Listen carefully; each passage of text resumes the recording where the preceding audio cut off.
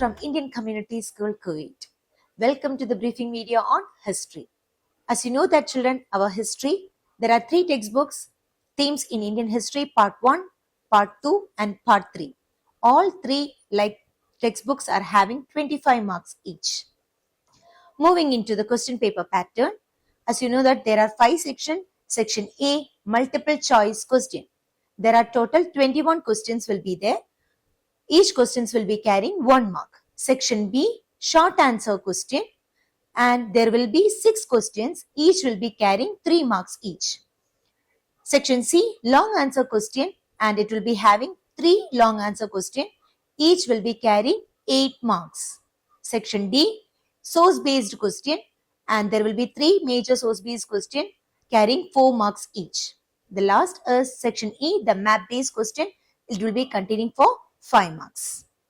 You have a lot to study in history. So if you note the most important topics, you can score a little bit higher. So the first chapter, bricks, beads and bones. Children, in this chapter, it is regarding our Harappan civilization. So there are little bit variations or updation in our textbooks regarding the Harappan civilization. And Rakhi Garhi was again an important center which is being introduced, as a DNA study center. Please note that point itself. The most important repetitive questions which is being asked regarding here, it is the craft production. Raw materials required for craft production. So the variety of materials has been required for making beads. There are major 5 raw materials. You have to point out, that is stones and different kinds of stones you have to point out. Then next is metals, then shell, faience and burnt clay. These are the 5 major raw materials. You have to specify what kind of materials has been used in it. So you have to explain which kind of stones has been used. Metals, what kind of metals has been used for making beads, etc. 2 methods for procuring raw materials for craft production. First method is, we should establish settlements in Nageshwar, Bhalkot and Chotugai. And second one, it is sending expeditions to the Khetri regions of Rajasthan and to South India for gold. The repetitive questions which is being asked frequent years is regarding the plant drainage system. The drains were made up of mortar, lime and gypsum. They were covered with bricks and stones which could be lifted easily to clean the drains. They were covered with big bricks and stones which could be lifted easily to clean the drains. Smaller drains from houses on both the sides of the streets came and joined a brick-laid main channel. For sewage from the houses, the pits were being provided at either side of the street. All this shows that the Indus Valley people took great care to keep their cities neat and clean. Children, there are major points you have to point it out regarding the various archaeologists such as Alexander Cunningham, the first Director General of ASI, John Marshall, the second director, and regarding the R.E.M. Wheeler, the third Director General of ASI, and their contributions to the Harappan civilization is to be noted. Moving to the second chapter, Kings, Farmers and Towns. In this particular chapter, the most important or the topic has been frequently asked is why 600 BC is being considered as a major turning point in Indian history. So you have to point out regarding it is the period when the emergence of early states established, new cities started to emerge, use of iron, coinage has been developed, new systems of thought such as Jainism and Buddhism flourished, and also the states known as Mahajanapada has been emerged. The next is why Magadha is being considered as an important Mahajanapada. So what was the reason for the rise of, or among the 16 Mahajanapadas, why Magadha is being considered as the most important one? Because you have to point out there are major 5 points. Agriculture was productive, elephants were found from the forest itself, Ganga and its tributaries provided the efficient and cheap means of communications, ambitious kings and their helping ministers, iron mines were accessible, etc. Mahajanapadas. There were 16 Mahajanapadas. Okay, what are the characteristics of Mahajanapadas? If it has been pointed, you have to point out it was being like ruled by the king. Sometimes it was being ruled by Ghanas or Sanghas, or it is a form of oligarchy, that is where a group of men control the land itself. And each Mahajanapata had a capital city which was fortified. They had an incipient armies and effective bureaucracy. The rulers should be from Kshatriya category only. The rise of Magadha has culminated in the emergence of Mauryan Empire. So, what are the sources? The sources regarding the Mauryan Empire to be noted down, like we have received the information from the sculptures, from Buddhist, Jaina, and as well as Puranic literature, Megasthenes Indica, Kautilya's Arthashastra, and from Ashoka's inscriptions on rock pillars. Administration of the Mauryan Empire. So, 5 major political centers were being there, that is Patliputra, Ujjain, Tosali, Takshila, and Suvarnagiri. So among this, we can see here the capital was Patliputra, remaining all were the provincial centers. It had a centralized administration, an unequal administrative system, provided easy communication, and they formed like committees, formation of committees were there for coordinating the military activity. Megasthenes has put forwarded 6 basic communities for coordinating the military activity. Then you have to point it out regarding the administration is Dhamma Mahamata, like the appointment of Dhamma Mahamata. While referring the 3rd chapter, kingship, caste and class, you have to note down the critical edition of Mahabharata. So, the critical edition of Mahabharata was started by the Sanskrit scholar V.S. Sudhankar from 1919, and he was assisted by a dozen of his subordinate scholars, and they started to collect various materials throughout the country, and we can see that it took 47 years for them to complete.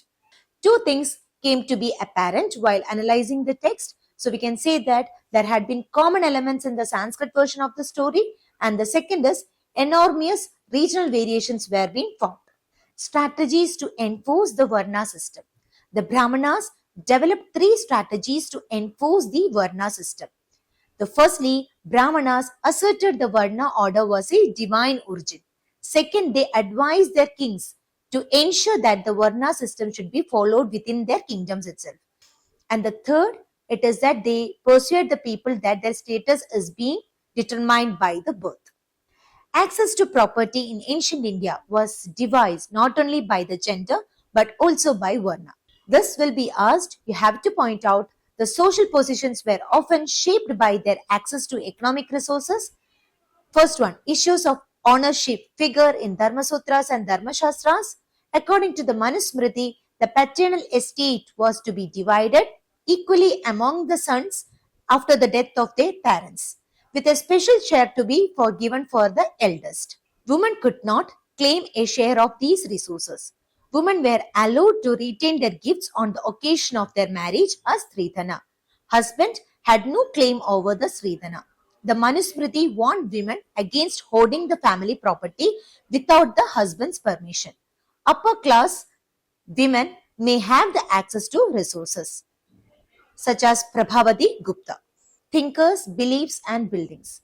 In this chapter, we have to point out regarding the structure of stupa. So, the stupa is a Sanskrit word meaning a heap. The structure of stupa originated as a simple circular mound of the earth called Anda. You can see in this diagram, children, you can see the representation has been given there. Anda, Harmika, then Chatris as well as Yashti. Above the Anda, a balcony-like structure has been represented and it was being called as Harmika. Arising from the Harmika, the mast called the Yashti surrounded by a Chhatri or an umbrella. The most important part here it is, there will be a comparison on the fate of Sanchi Stupa with the comparison of the fate of Amaravati Stupa. So here you can see the role of Shah Jahan Begum in preserving the Sanchi Stupa. Sanchi Stupa was discovered in 1818. At this time, the mount and the 3 gates were in good condition. Only the 4th one was lying on the spot.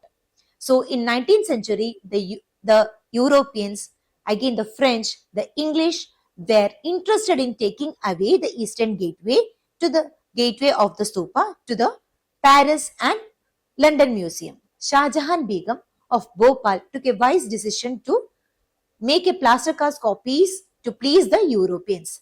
This resulted in the original remains of the state. The accounts of Al-Biruni came to be called as Kitab al-Hind or Tahik-e-Hind. So this book has been written in Arabic languages and it was being divided into 80 chapters. It dealt with the subjects such as religion and philosophy, festivals, astronomy, alchemy, manners, customs, social lives, weights and measures, law, etc. Al-Biruni's description on caste system has been asked in your previous year's paper. Al-Biruni compared the caste system of India with ancient Persia. He suggested that in ancient Persia there had been 4 categories. They were knights and princes, monks, fire priests, and lawyers. Third, physicians, astronomers, and other scientists. And the 4th category, the peasants and artisans. He described about the 4 varnas such as Brahmana, Kshatriya and Vaishyas and Shudras. He understood that the social divisions were not unique to India. He pointed that within the Islam, all men were being treated equally, but he did not accept the Brahmanical notion of pollution. This time you can expect certain questions, short answer questions from the Bhakti Sufi traditions. So you have to point out the difference between the Saguna and Nirguna. The Saguna with attributes and Nirguna without attributes. So while explaining that, Saguna included the Bhakti tradition that focused on the worship of specific deities such as Shiva, Vishnu and his avatar.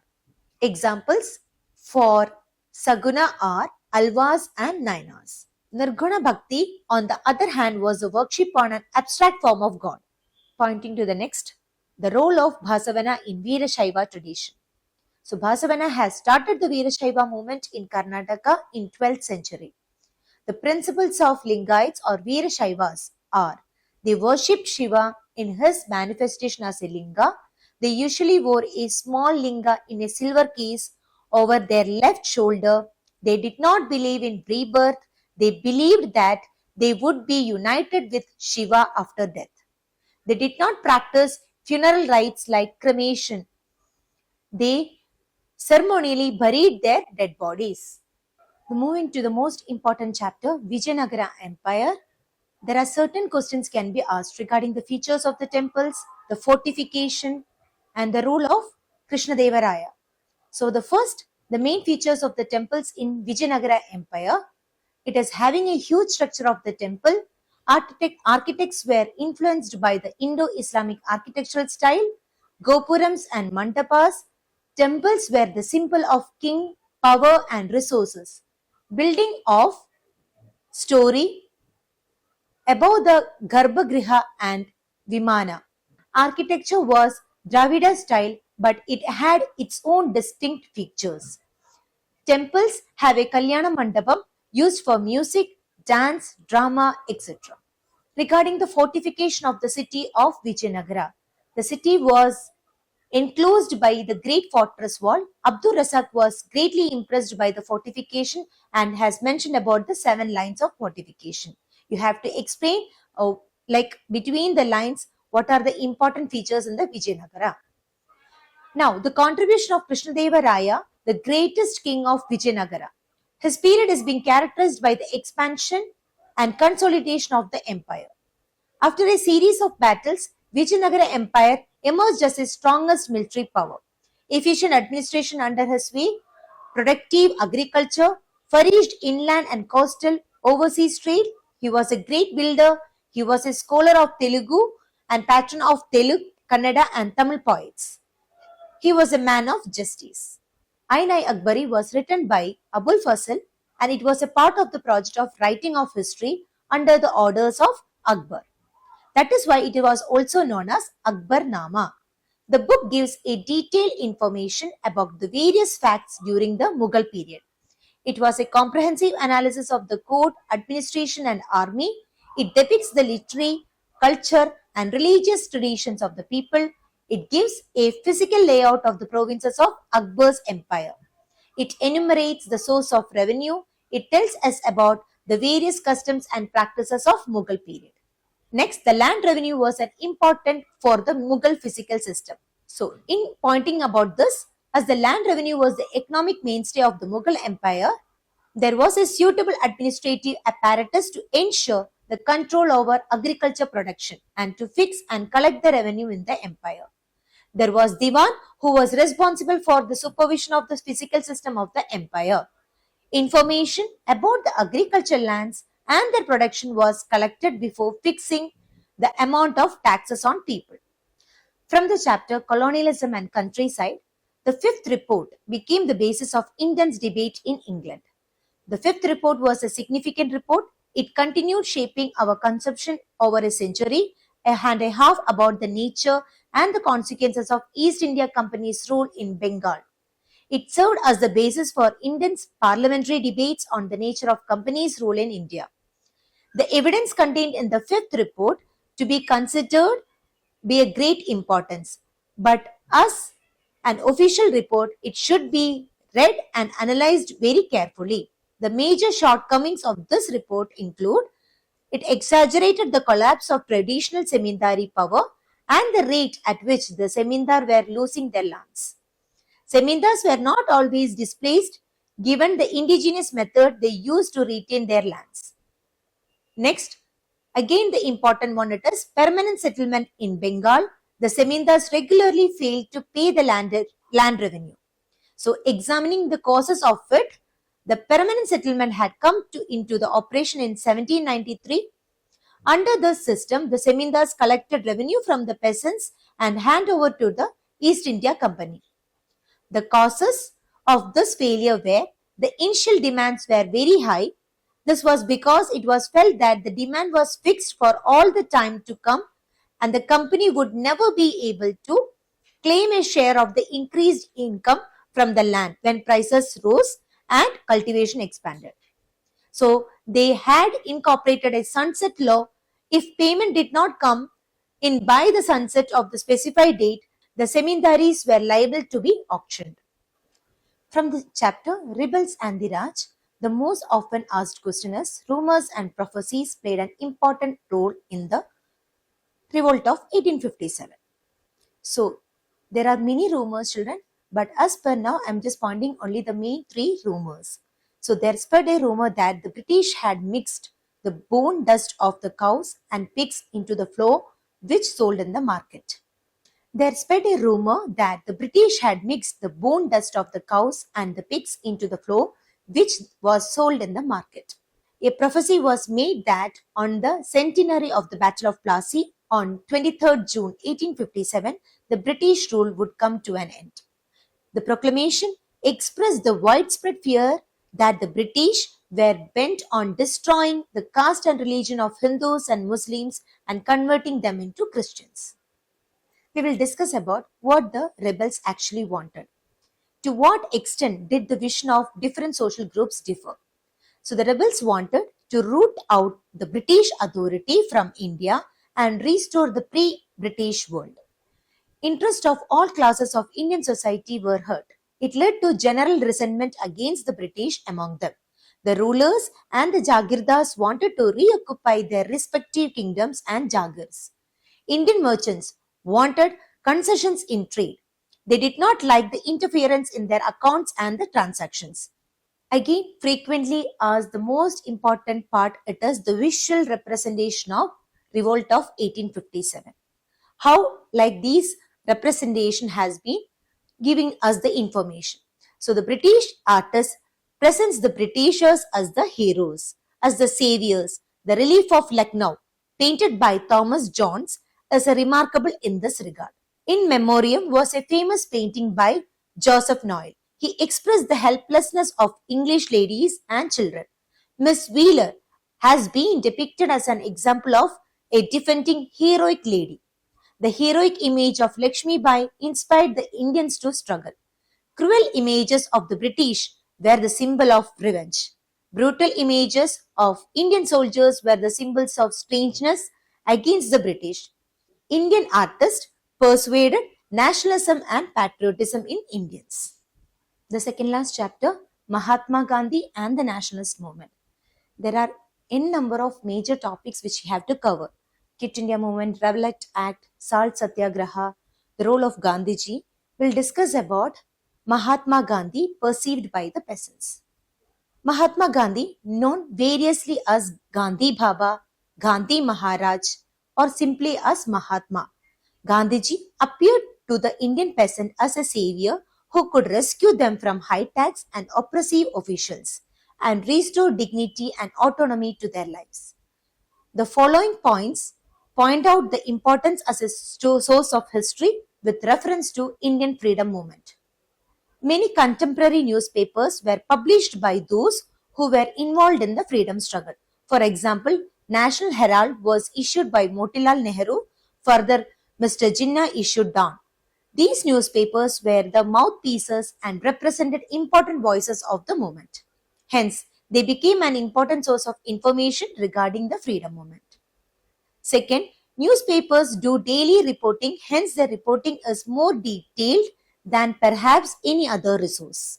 As they report on extremely recent events, the chances of misreporting is less. Regarding different newspapers further makes our reading balanced and free from bias. Next, the private letters and autobiographies tells us about an individual. So here we can say that the private letters and autobiography are important source of individual's life and views. Many of our freedom struggle readers wrote autobiographies and letters, and today they are our great record about them and the history too. Autobiographies and letters throw light on the interest of an individual. Let us take an example. Nehru wrote the letters to his daughter Indira describing the events of world history. Today, it is known as the book Glimpses of the World History. These letters shows that the Nehru had great interest in history. These letters also shows the views of the author. For example, Nehru talks highly of the socialist government of USSR in his autobiography. Second, the autobiographies and the letters are a good source of information of the social life of those days in India.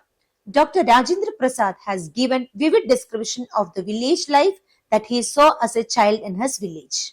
Finally, from the framing the constitution, the problems raised in the Constituent Assembly about the tribals to be pointed out, regarding the minorities, what are the different definitions regarding the minorities by the different groups to be noted down, and the vision of the constitutions is to be highlighted. Dear children, wish you all the very best for your exam. Do well and thank you from ICSK.